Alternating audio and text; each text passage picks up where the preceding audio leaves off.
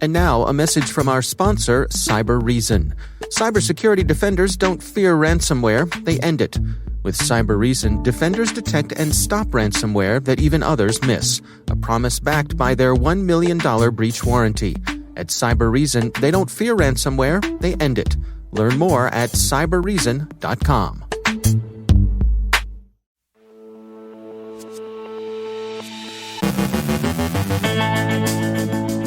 CISA announces a new public-private cybersecurity initiative. Prometheus TDS and Prophet Spider take their places in the C2C market. The money points to BlackMatter being a rebranded DarkSide. Andrea Little Limbago from Interos on divergent trends of federal data privacy laws and government surveillance. Tonia Dudley from CoFense checks in from the BlackHat show floor. Our guest is Simon Maple from Snyk with a look at cloud-native application security. And where some see naiveté, others see cautious optimism about putting fear in the hearts of ransomware gangs.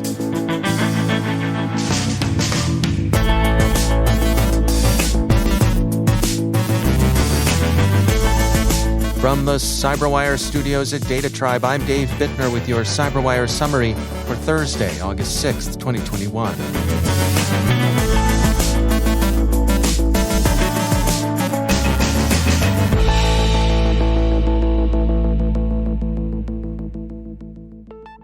Late this morning, CISA, the U.S. Cybersecurity and Infrastructure Security Agency, issued a media advisory announcing the launch of a new Joint Cyber Defense Collaborative. The goal of the Joint Cyber Defense Collaborative is to integrate unique cyber capabilities across multiple federal agencies, many state and local governments, and countless private sector entities to achieve shared objectives. Specifically, the new initiative is expected to, first, design and implement comprehensive whole-of-nation cyber defense plans to address risks and facilitate coordinated action. Second, share insight to shape joint understanding of challenges and opportunities for cyber defense. Third, implement coordinated defensive cyber operations to prevent and reduce impacts of cyber intrusions. And fourth, support joint exercises to improve cyber defense operations. The initial private sector partners include Amazon Web Services, AT&T, CrowdStrike, FireEye, Mandiant, Google Cloud, Lumen, Microsoft, Palo Alto Networks, and Verizon. Interagency federal partners include the Department of Justice, U.S. Cyber Command, the National Security Agency, the Department of Justice, the Federal Bureau of Investigation, and the Office of the Director of National Intelligence. Sector risk management agencies are expected to join as the initiative expands. Group IB describes a significant entrant into the criminal-to-criminal marketplace, the Prometheus TDS, that's Traffic Direction System, which distributes malicious files and directs victims to malicious sites. Prometheus is widely used by a surprising range of criminals, and one of the prices quoted for a subscription comes in at just $250 a month. Customers aren't just cyber criminals. Conventional fraudsters are in on it too, like the all-too-familiar spammers on behalf of sketchy Canadian pharmacies, counting on doing business with Americans too gullible to see emails offering off-brand Viagra for what they are. Scams, Yankee Doodle, scams. Buyer beware. CrowdStrike late yesterday published a description of Prophet Spider, a criminal gang that's been active since 2017 at least. Active against both Windows and Linux systems, the gang has recently been observed exploiting CVE 2020-14-882 and CVE 2020-14-750 to gain access to unpatched Oracle WebLogic servers and thence to victims' environments. CrowdStrike told us through a representative that Prophet Spider is opportunistic in its choice of targets, which have included energy, financial services, manufacturing, retail, and technology companies. The gang has also been selling initial access to a variety of ransomware operators, and it may aspire to be a player in that corner of the criminal-to-criminal market. Chainalysis says that tracing money through the blockchain has enabled it to confirm that BlackMatter is indeed a rebranding of DarkSide, and not merely a newly formed group that's learned from its predecessor's best practices. So this may unravel a whopper someone claiming to represent BlackMatter has been telling. With this year's BlackHat conference in full swing, we've been checking in with attendees for their perspectives on the show. Today's contributor is Tonia Dudley, strategic advisor at CoFense, who shares her approach to getting the most from a conference like BlackHat. When I'm here, I really want to be in sessions where I'm going to, hear what's going on and what others are observing. So for me, it's really looking at the, first of all, starting with the keynotes, right, making sure that I'm there present and listening to what they have to say. And then also for, as I'm going through the session list, just looking for things that are important to the phishing front landscape, what could impact CoFense as a whole, and just really kind of observing what's on the horizon or what we really need to pay attention to as we design our products to help defend against the threats. How does this year compare to the last time you were there? Is the feeling similar, or do things feel a little different this year? Probably a little different with so many, starting with SolarWinds and the supply chain attacks, the increase in ransomware that we've been hearing about in the news lately. So just really a little bit different atmosphere, right, as we pay attention to, the impacts of what these are going to have. And then along with the executive order and what impacts that's going to, drive for policy and changes in the landscape. What about beyond the show itself? I mean, how much time do you spend at an event like this networking, attending those events that happen before and after the show? I'm sure I try to find individuals that either I don't know or just, kind of participate in some conversations that might be happening around me to meet with people and really just understand what it is that they are looking for in their defenses. What are the things that they might be observing in their organization, just to really kind of get a gauge for what's the temperature for, how organizations are adapting to the threats that they're currently dealing with. Do people seem to be in good spirits? Is people seeming optimistic and like they're happy to be there? Yeah, it's funny to just watch people recognizing people that they haven't seen, in a few years and being able to just kind of be in their presence. That's Tonia Dudley from CoFense. The record reports that U.S. Deputy National Security Advisor Ann Neuberger sees BlackMatter's policy of not hitting critical infrastructure as a hopeful sign that the U.S. message about prohibited targets is getting through. She said, quote, "As we looked at that interview, we took it as evidence or perhaps as a sign that the message regarding the disruptive ransomware activity against critical infrastructure is unacceptable, and we will address it. We felt that message was reflected in some of that." End quote. Neuberger's remarks have been greeted with some skepticism by NBC's Kevin Collier, for example, who regards them as reposing unwarranted trust in the word of a criminal. Collier tweeted, "Hoo boy, Neuberger is the de facto voice of the Biden administration's response to ransomware. A rebranded DarkSide hacker says in a single softball interview that they're avoiding critical infrastructure in their ransomware relaunch, and that's a win?" End quote. Any thinking person would indeed agree with Collier that the avowals of a criminal who's already been caught in one lie are worth little. How little? Well, our classical desk says they're worth less than what Catullus thought of his girlfriend's flattery. Ah, write it on the running water, write it on the air, as that raffish Roman poet had it. And it's easy to feel his frustration. But in fairness, Neuberger's comment isn't really that naive.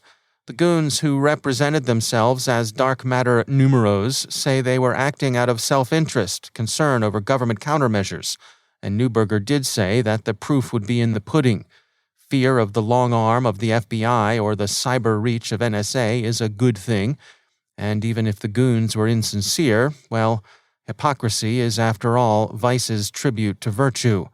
So maybe the message is indeed being received by someone. Neuberger added, quote, "We're looking to see the changes in addressing disruptive cyber activity over time," end quote, adding, according to the record, that she realizes it's quite possible their interview wasn't, in fact, with an actual BlackMatter representative. "We've heard that people sometimes misrepresent themselves online. Have you heard that?" Our classics desk informs us that once, while hanging out in a chat room devoted to heavyweight boxing, someone falsely claimed to be former champion Larry Holmes, but a lot of the chatters were really excited to be in proximity to the champ. So, naive, but cautiously optimistic. Still, soundbite's gonna bite, which is always an issue when you talk to the media, except, of course, with us. And what was the Classics desk doing chatting with the bogus Larry Holmes, you ask? Who knows? With those guys, write it on the running water, write it on the air.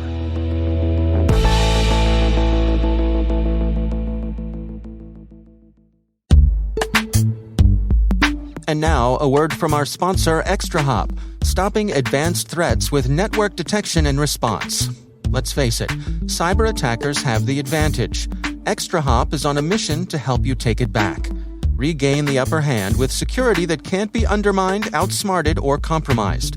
With complete visibility from ExtraHop, enterprises can detect malicious behavior, hunt advanced threats, and forensically investigate any incident with confidence. When you don't have to choose between protecting your business and moving it forward, that's security uncompromised.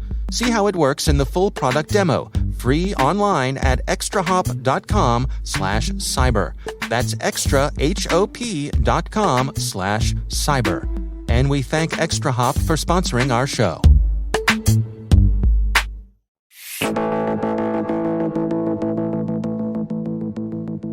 Security firm Snyk recently published their cloud-native application security report, highlighting security concerns from organizations who have adopted cloud-native computing.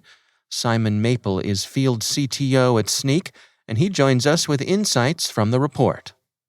So beyond the cloud-native adoption being very, very strong, particularly in containers, a couple of things that struck me as very important and interesting is, first of all, the fact that security hygiene misconfigurations and known vulnerabilities were key in terms of the areas in which respondents said that they were most concerned, as well as where they have incidents today. So the survey showed misconfigurations were the biggest area of increased concern. In fact, over half of respondents stated that it's a bigger problem for them since moving from a non-cloud native platform to a cloud native platform.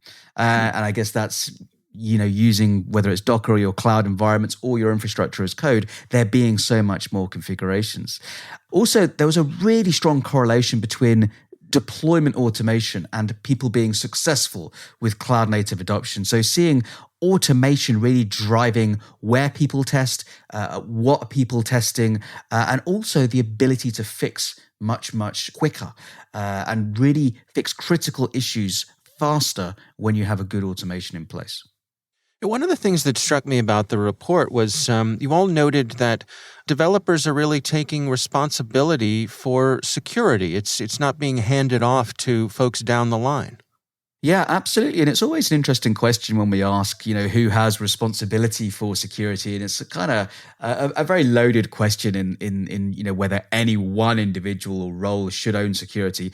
I think that, there are different areas of application development or general security that different roles will have more of a leading role in. So, for example, when we think about pure application, securely developing code, so secure development, there's a lot that developers need to own, right? They need to be responsible for the code they write. They need to be responsible for when they push code into repositories, whether it's Docker files, whether it's Terraform scripts, whether it's their own Java node code, whatever it is, they need to make sure that they've done the necessary tests, etc., before they're just pushing code into those repositories. So from that angle, developers should own the responsibility for that. And it's very interesting that when we asked that question, we actually did the split by respondent to see how developers and security team answers differed.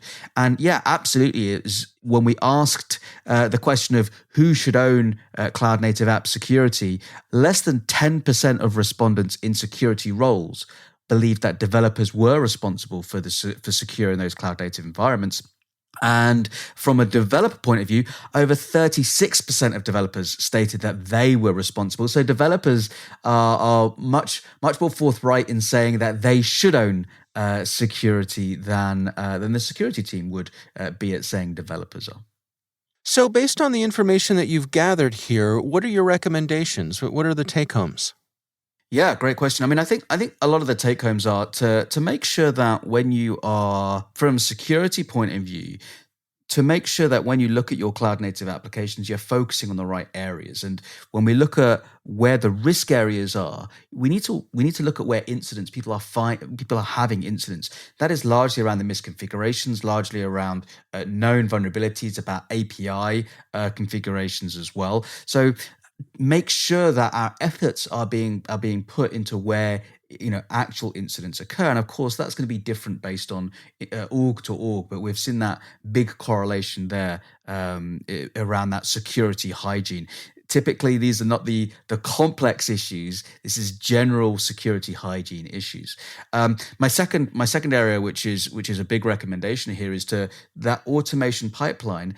Automation is really important, and pushing security into that automation is clear as the value it provides, not just from the visibility point of view and testing regularly, but the impact that then makes on your ability to react to security issues and security incidents. So automation and putting security into that automation is key to being able to fix faster and react to security issues much quicker. That's Simon Maple from Snyk.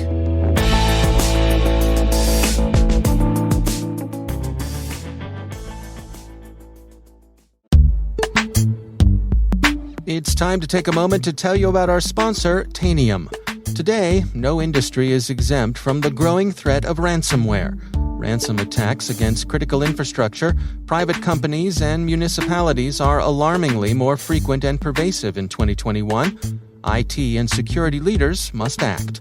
Understanding network assets and their status is the first step to reducing an organization's attack surface, improving cyber resilience, and accelerating incident response. Check your environment today with Tanium's free cyber hygiene assessment. Visit tanium.com/cyber-hygiene-assessment. And we thank Tanium for sponsoring our show.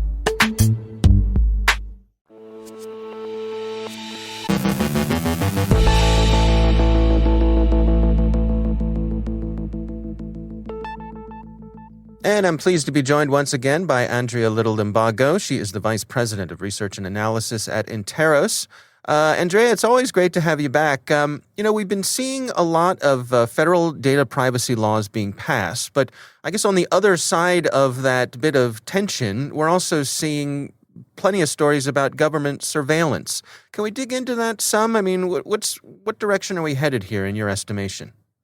Yeah, I mean, so we're very much at this inflection point. I feel like I've talked about for a couple of years, but it keeps getting pushed farther and farther, and we're actually starting to see the divide starting to happen. And so there are roughly 100 countries that have a data protection law now, a federal data protection law. For those who are in favor of data protection and security, that's great. There are many other countries as well that have passed laws that just have not enacted them yet, so the number's even higher. But at the same time, as some of these same countries that are passing some of these laws also have some competing forces that are also leading toward either censorship or surveillance as well. And so even you can think about just Brazil in its recent history has passed a pretty large data protection law mirrored on the GDPR. At the same time, in the recent history, they also have censored WhatsApp and done a variety of other temporally quick censorship and surveillance issues linked back. So they don't go together, right? It's almost like, how can you have a data privacy law if then there's some surveillance and censorship going on? They're just competing forces. And on the one hand, it's hard. I mean, because especially when you think about, for national security, like for legitimate national security reasons, there may be reasons for access to certain kinds of data. The problem is that argument is being used for almost anything, and certainly for, politically, it can be used for political motivations. And so we do see this push and pull going on where you do have a big push towards data privacy and protection. And that's what a lot more of the people across the globe are demanding, that kind of protection. But at the same time, governments, now that there are these tools that are out there that enable them to have easy access to data, trying to circumvent some of that. Like even if you just think about some of the the NSO tools and Pegasus and the spyware that became so accessible to so many authoritarian governments. And so even in those cases, you have some countries, Africa has over half of the African countries, I think it's maybe 24, roughly 24-ish, have data privacy laws. But at the same time, we also see a lot of these sort of spyware tools being used across the continent as well.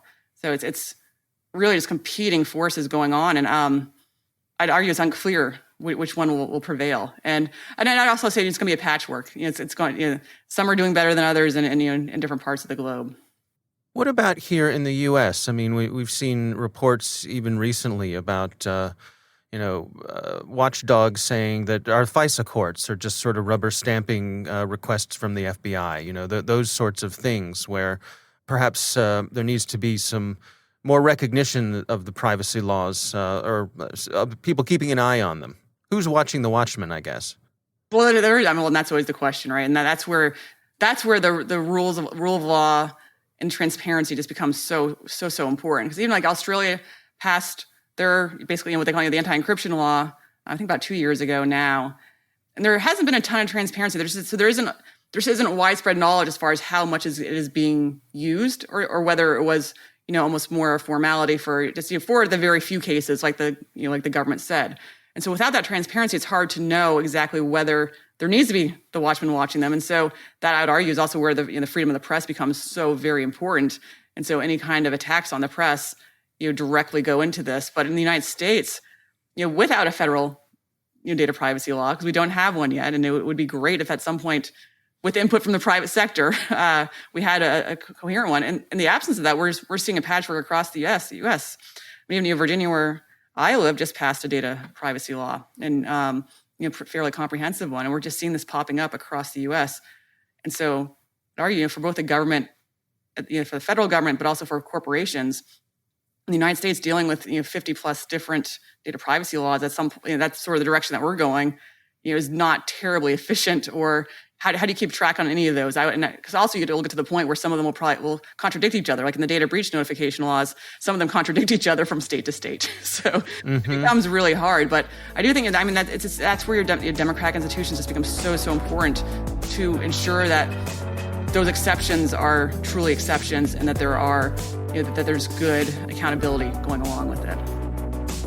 All right. Well, Andrea Little Limbago, thanks for joining us. Thank you.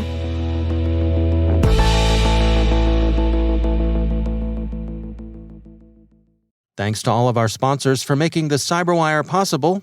If your company would like to reach 250,000 unique listeners every month, send us a note at thecyberwire.com/sponsor.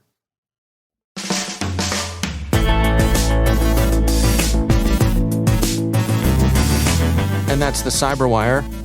For links to all of today's stories, check out our daily briefing at thecyberwire.com. The CyberWire podcast is proudly produced in Maryland out of the startup studios of Data Tribe, where they're co-building the next generation of cybersecurity teams and technologies.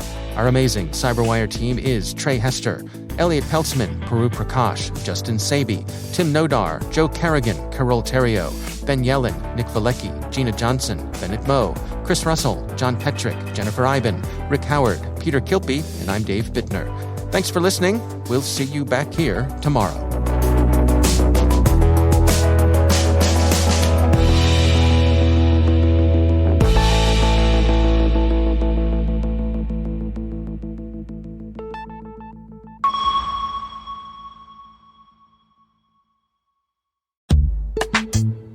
And now, a word from our sponsor, Verizon. Mitigate the risks and realize the benefits of digital transformation with the help of Verizon, a leader in cybersecurity managed and professional services for nearly 2 decades. From secure cloud computing solutions to advanced detection and response capabilities, Verizon helps secure data, networks, and infrastructure of many of the world's best-known organizations. Their annual Data Breach Investigations report is considered the gold standard of cybercrime research. And Verizon's leadership in network, wireless, and IoT connectivity makes it uniquely capable of protecting the ever-expanding attack surface. Let Verizon help you optimize your defenses and achieve the maximum return on your security investments. Learn more at verizonenterprise.com/products/security.